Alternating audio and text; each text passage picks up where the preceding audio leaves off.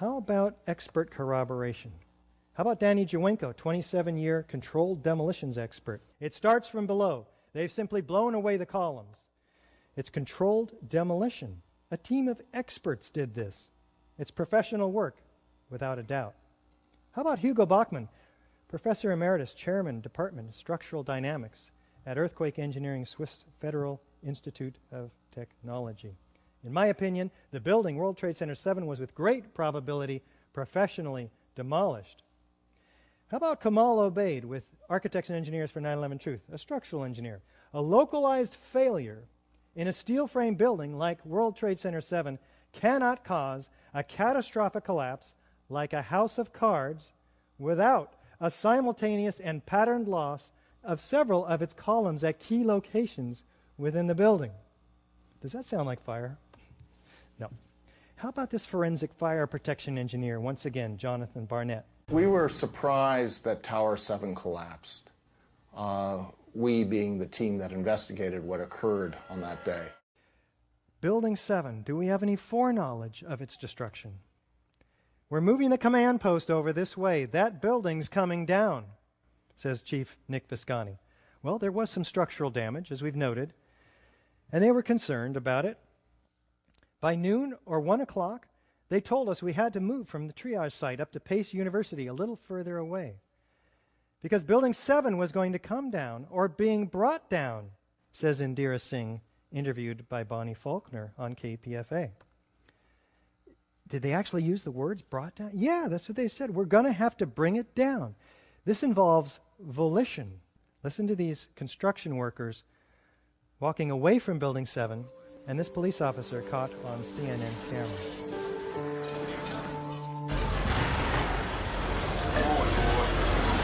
Keep your eye on that building. It'll be coming down. This building's about to blow up. Move it back. All right, guys. We are looking back. There's a building about to blow up. Flame, debris coming down. Keep your eye on that building. It's about to come down. The building is about to blow up.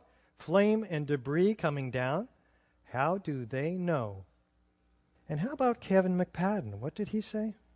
And at the last few seconds, he took his hand off, and you heard 3, 2, 1. Countdown? Does that imply foreknowledge? Do fires bring buildings down to countdowns?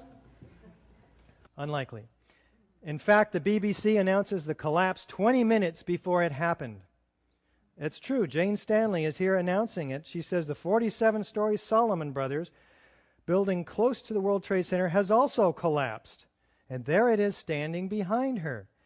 The BBC apologizes for this grievous error, citing the confusing events of the day. But does that make them psychic? Unlikely. Is there some kind of script that's handed out, like the guy on the street, the Twin Towers, who had all the answers? I believe we've shown that Building 7 matches all of the features of controlled demolition in the classic sense. Is it likely that Al-Qaeda could have had access to this building, which had to have been one of the most secure outside the Pentagon? We have to ask ourselves that question a few times, because if they didn't, then who did? This is as far as we go. You need to go farther, and there are resources at your disposal to do just that. I will point them out after we look at the World Trade Center Twin Towers, because as clear as the evidence is for the destruction of Building 7 by explosives, the evidence is even more clear in the case of the Twin Towers. When you look at it with a new pair of glasses and looking at the forensic science-based evidence. Let's get introduced here. Some called it the crowning achievement of the international style, this pair of buildings. Others, heartless modernism. In fact, architect Robert Stern calls it gigantic dumbness, right? It's two squares extruded just to the point where they become the highest buildings in the world. Well, either way, no matter how you feel about these buildings, they did have innovative structural engineering led by John Skilling and his aide, Leslie Robertson, who helped Minoru Yamasaki preserve the simple sculptural purity of his forms. And you can compare this building to the elegant Art Deco of the Empire State Building and come to your own conclusions about design. But it did eclipse the highest building in the world in 1976, but just for a couple of years until the Sears Tower outgrew it. The structural engineering innovations were quite extraordinary, lending the award, the engineering project that demonstrates the greatest engineering skills and represents the greatest contribution to engineering progress and mankind, by the American Society of Civil Engineers. Let's take a look at what we achieved. We have 60-foot spans. We have a perimeter structure, which is like a tube structure, and this inner core. Let's take a look at it. Most high-rises up to this time were built on a dense grid of steel or concrete frames all the way throughout the building in a 20 or 30-foot grid.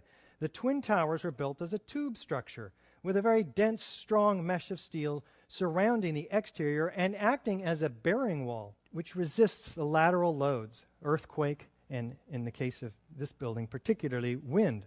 Hurricanes up to 140 miles an hour it was designed to resist. This perimeter structure was 14-inch columns, 3 foot 9 inches on center. Inside was this core, a dense grid of 47 immense box columns, 4-inch thick at the base, 2-inch thick at mid-height. Prefabricated floor assemblies with 22-gauge steel decking, over which was poured reinforced concrete and held up by 29-inch deep open-web steel trusses. All of this, by the way, was completely pulverized on this floor structure on 9/11. We'll take a look at that. Now, these trusses were bolted to the perimeter columns and the core columns with these 5/8-inch bolts, which we talked about the different theories about what happened to those bolts. Now, this is a structure within a structure. This dense core structure would have remained standing 1,300 feet in the air if this surrounding, less strong floor structure were to have collapsed around it. In fact, the perimeter structure probably would have been left standing for a while until its lack of support gave in. This is the core columns, 52 inches by 22 inches along the long edge, almost solid steel at the bottom, continuously welded from the bottom all the way to the top. Now, any 1,800-degree fire would have been almost immediately conducted throughout this 100,000-ton heat sink. That's the reason there's been no collapse of steel frame high-rise fires, because of the steel. Hold a spoon over the stove. See how long you can hang on to it. Almost instantly, you'll be forced to let it go. Let's take a look at the structural imperative that was given to John Skilling. John Skilling and Les Robertson were the structural engineers who designed the streamlined steel frames of the Twin Towers in the 1960s. Because a wayward Army bomber flew into the Empire State Building in 1945, the towers were built with skyscraper crashes in mind. We had designed the project for the impact of our largest airplane of its time, the Boeing 707. That is to take this jet airplane, run it into the building, destroy a lot of structure, and still have it stand up. The building was designed to have a fully loaded 707 crash into it. That was the largest plane at the time.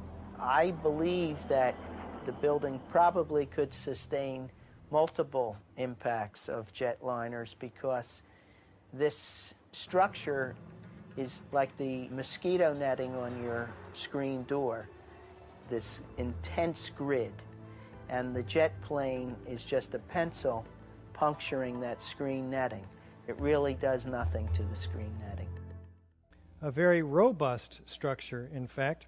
The forces coming down routed themselves around. They arched around the opening created by the airplane. In fact, Iger says the towers withstood the initial impact of the aircraft. This ability to withstand the initial impact is hardly surprising, given the robust nature. Now, we have the North Tower being hit at 8:46 in the morning. And about 102 minutes later, after fires traveled around the floors and up the floors in the case of the North Tower, the building did collapse. The South Tower was hit about 15 minutes later, and after only about 56 minutes, it collapses, as the fires were in fact diminishing severely